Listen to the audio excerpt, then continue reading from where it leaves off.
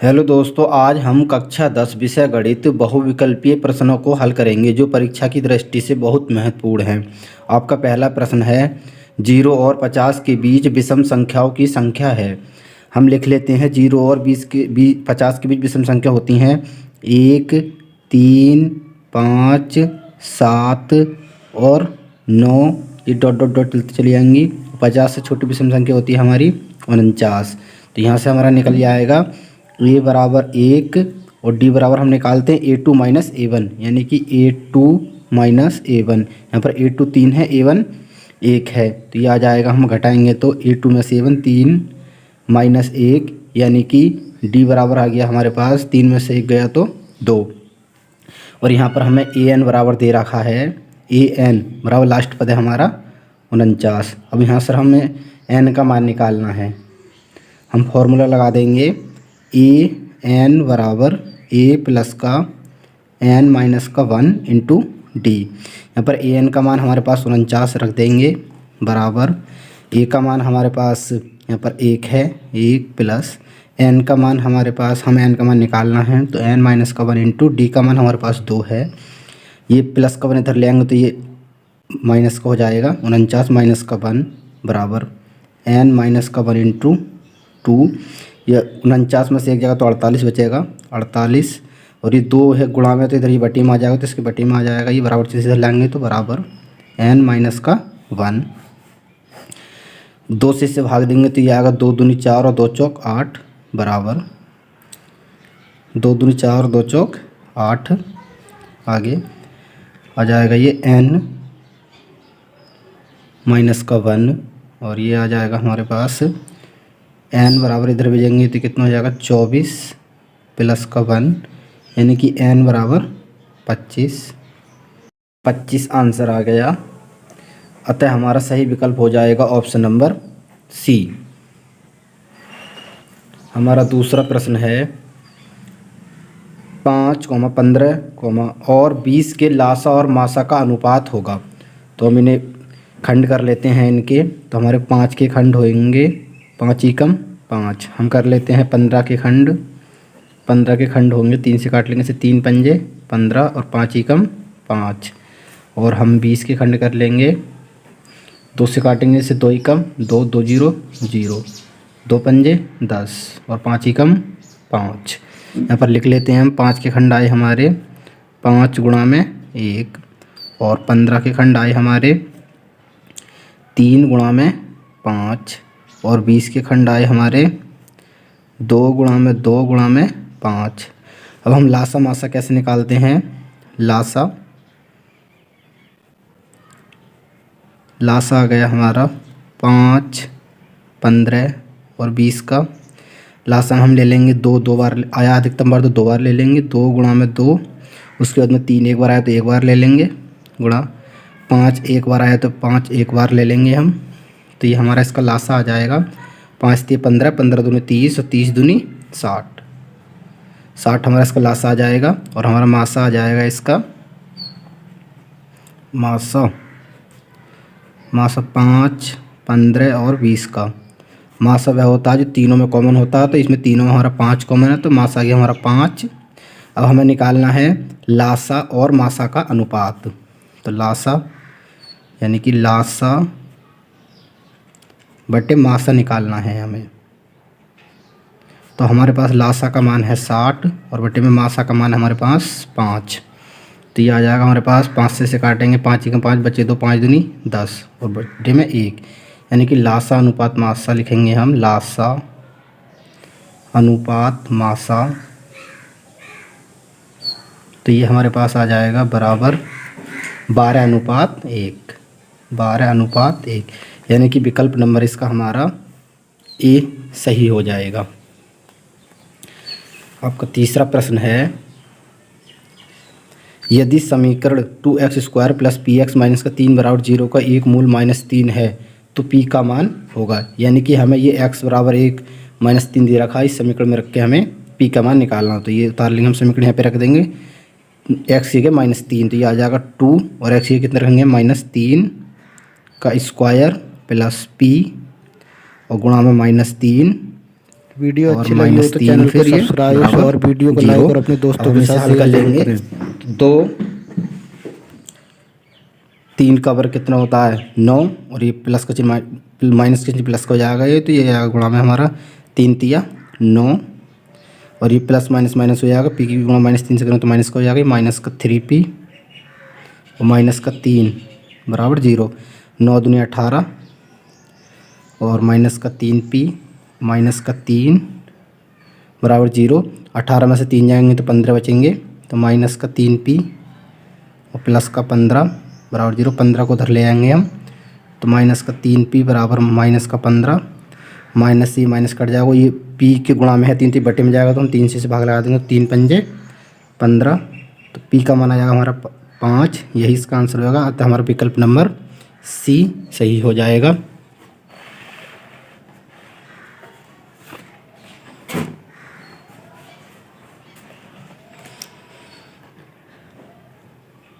हमारा चौथा प्रश्न है x square plus 10x plus 25 बराबर 0 के मूलों की प्रकृति क्या होगी। इसे हल करते हैं हम। यहाँ पर a x square plus b x plus c बराबर 0 से तुलना करने पर यहाँ से ए का मान आ जाएगा हमारे पास 1, वी का मान 10, सी बराबर 25। हम लगा देंगे डी बराबर वी स्क्वायर माइनस का 4ac, तो डी बराबर वी का मान है हमारे पास 10, तो 10 का स्क्वायर माइनस का 4 गुणा में ए का मान हमारे पास 1 गुणा में सी का मान है हमारे पास 25, तो ये आ जाएगा डी बराबर 10 का वर्ग 100 और माइनस का 4 एकम 4 और 25 चौका 100, यानी कि डी बराबर 0। जब डी बराबर 0 होता है तो हमारा कैसे होते हैं मूल, वास्तविक और समानांतर। विकल्प नंबर ए सही हो जाएगा। पांचवा प्रश्न है एक समबाहु त्रिभुज ABC की एक भुजा 12 सेंटीमीटर हो तो उसकी ऊंचाई होगी। हमने ये एक समबाहु त्रिभुज बना लिया है, इस ABC है ये, इसकी एक भुजा हमें दे रखी है 12 सेंटीमीटर। ये मान लेते हैं हम ये भुजा 12 सेंटीमीटर है, ये भी 12 सेंटीमीटर, ये भी 12 सेंटीमीटर, क्योंकि समबाहु त्रिभुज की सभी भुजाएं आपस में बराबर होती हैं। तो यहाँ से यहाँ तक ये कितनी होगी हमारी 12 सेंटीमीटर, और हम यहाँ से यहाँ तक निकालें तो ये हो जाएगी 6 सेंटीमीटर, क्योंकि ये इसकी आधी है। अब हमें इसके समबाहु त्रिभुज की ऊंचाई निकालनी है, हम इसे h मान लेते हैं। तो अब ये हमारी, हम इसे पाइथागोरस प्रमेय से निकाल देंगे, क्योंकि हमारी ये कर्ण हो गया, ये लंब हो गया, ये आधार हो गया। हमारी पाइथागोरस प्रमेय होती है कर्ण का स्क्वायर बराबर आधार का स्क्वायर प्लस लंब का स्क्वायर। कर्ण हमारे पास 12 दिया हुआ है, तो 12 का स्क्वायर बराबर आधार हमारे पास 6 है, 6 का स्क्वायर प्लस लंब हमें निकालना है, यानी कि h का स्क्वायर। 12 का वर्ग 144 और 6 का वर्ग 36 होता है, और ये प्लस में तो इधर लेंगे तो ये माइनस को हो जाएगा 36 बराबर h स्क्वायर, यानी कि h स्क्वायर बराबर 14 में से 6 गए तो कितने बचे 8 बचे। यहाँ पर रह गए 3, 3 में 3 गए तो 0 बचा, 1 का 1, यानी कि h बराबर करड़ी में 108, 108 को हम बाहर निकाल लेंगे, 108 को काटेंगे हम तो 2 पंजे 10, 2 चौका 8, 2 दूनी 4, बचा 2 सत्ते 14, 3 नम 27, 3 तिया 9 और 3 एकम 3। जो जोड़ा बन जाता है वो बाहर आ जाता है, जोड़ा नहीं बनता वो रूट के अंदर आ जाता है। तो हम इसे लिख सकते हैं h बराबर 2 तिया 6 रूट में 3 और सेंटीमीटर, ये इसका आंसर होगा। अतः हमारा विकल्प नंबर सी सही हो जाएगा, 6 करड़ी में 3 सेंटीमीटर। आपका छठा प्रश्न है 15,8 की मूल बिंदु से दूरी है। मूल बिंदु से बीच की दूरी का सूत्र होता है हमारे पास मूल बिंदु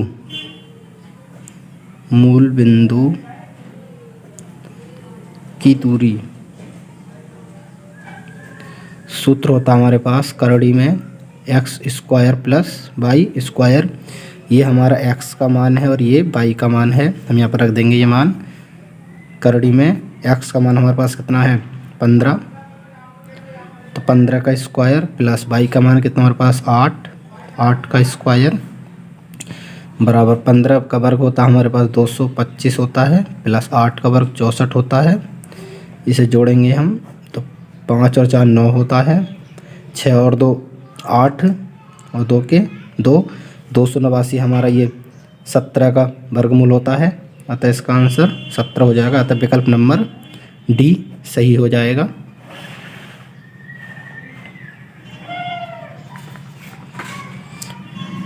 प्रश्न नंबर 7, 5 cos थीटा बराबर 3 हो तो tan थीटा का मान होगा।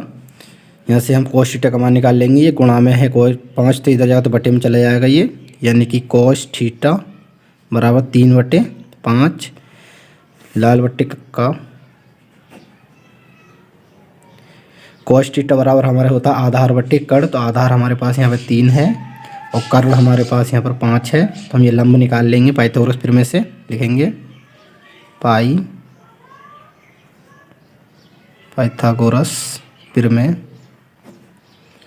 पाइथागोरस प्रमेय क्या होती है हमारी, कर्ण के स्क्वायर और लंब के स्क्वायर प्लस आधार का स्क्वायर। हमें यहाँ पे कर्ण दे रखा है, हमें निकालना है यहाँ पर लंब, तो लिखेंगे हम लंब का स्क्वायर। लंब क्या हमारा AC, यानी कि AC का स्क्वायर बराबर कर्ण का स्क्वायर। कर्ण कितना 5, 5 का स्क्वायर माइनस घटा देंगे हम कितना लंब का आधार का स्क्वायर, तो ये आ जाएगा हमारे पास AC का स्क्वायर बराबर 5 का वर्ग 25 माइनस 3 का वर्ग 9 आएगा। AC का स्क्वायर बराबर 25 में से 9 गए तो 16 बचे। इधर से अंडर रूट हटाएंगे तो इधर से स्क्वायर हटाएंगे तो इधर ये अंडर रूट चढ़ जाएगा, यानी 16। AC बराबर कितना गया हमारा 4, तो ये हमारा हो जाएगा ये 4। अब हमें निकालना है tan थीटा का मान, तो tan थीटा बराबर क्या होता है हमारा लंब बटे आधार, यानी कि लंब कितना हमारे यहाँ पर 4 और आधार कितना है 3, आधार कितना हमारे यहाँ पर 3। tan थीटा का मान होगा यहाँ पर, सॉरी ऑप्शन ये गलत लिख दें तो इसमें 4/3 होगा यहाँ पर, ये आता है ऑप्शन नंबर ये C सही होगा। आपका 8वां प्रश्न है, यदि वृत्त की त्रिज्या 7 सेंटीमीटर है तो वृत्त का क्षेत्रफल ज्ञात कीजिए। हमें वृत्त की त्रिज्या दे रखी है, यानी कि R बराबर दे रखा है हमें 7 सेंटीमीटर। हमसे पूछा है वृत्त का क्षेत्रफल। वृत्त का क्षेत्रफल बराबर सूत्र होता है हमारे पास πr स्क्वायर बराबर पाई का मान होता है 22/7 गुणा R का मान हमें दे रखा है 7 का स्क्वायर बराबर 7 से ये एक बार कट जाएगा, एक रह जाएगा यहाँ पर 7, तो कितना आएगा ये 22 गुणा में 7, 7 से गुणा कर देंगे 7 दूनी 14, 7 दूनी 14 और 1 15, यानी कि 154 सेंटीमीटर स्क्वायर के क्षेत्रफल स्क्वायर में आता है।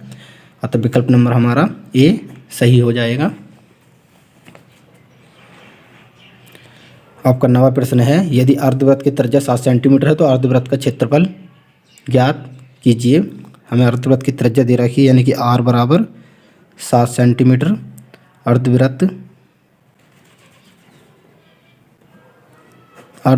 का क्षेत्रफल और सूत्र होता है 1/2 पाई R स्क्वायर बराबर 1/2 पाई का मान होता है 22/7 गुणा R का मान कितना हमारे पास यहाँ पर भी 7 ही है, तो 7 गुणा में 7 2 बार लिख देंगे। 1 7 से ये 7 कट जाएगा, 2 से ये 11 बार कट जाएगा, 2 कम 2 2 कम 2 11 बच के यहाँ से ऊपर से यहाँ से 7 बच के तो बराबर आएगा 11 गुणा में 7, यानी कि 11 की गुणा 7 से करेंगे तो 11 7 77 सेंटीमीटर स्क्वायर। अतः इसका विकल्प नंबर D सही हो जाएगा। आपका 10वां प्रश्न है, 40 मीटर परिधि वाले वृत्त की त्रिज्या होगी, तो हमें यहाँ पर परिधि दे रखी है। वृत्त की परिधि,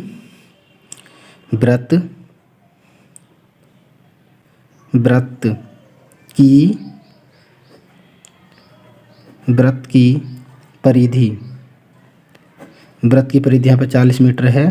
हमसे त्रिज्या यानी कि R पूछा है, तो वृत्त की परिधि हमें कितनी दे रखी है 40, और वृत्त की परिधि का सूत्र होता है 2 पाई R ओनली, 2 पाई R बराबर 40 मीटर। ये 2 से हम इसे काट देंगे क्योंकि गुणा में तो ये बटे में जाएगा, तो कितनी बार कटेगा ये 2 दूनी 4 20 बार। पाई उधर भेज देंगे हम ये, तो ये हो जाएगा r बराबर 20 और बटे में क्या आ जाएगा इसके वन मान लेंगे और ये बटे में आएगा पाई, तो पाई का मान रख देंगे कितना होता है 22/7। ये आ जाएगा r बराबर 7 की गुणा 20 से करेंगे हम, तो 20 गुणा में 7 बटे में 22। इसे काट देंगे 2 से, तो ये 10 बार कटेगा, ये 11 बार कटेगा। अब 7 ढाई 70 हो जाएगा ऊपर, r बराबर 70/11, ये इसका आंसर हो जाएगा। यदि आपको वीडियो अच्छी लगी हो तो चैनल को सब्सक्राइब, वीडियो को लाइक और अपने दोस्तों के साथ शेयर जरूर करें।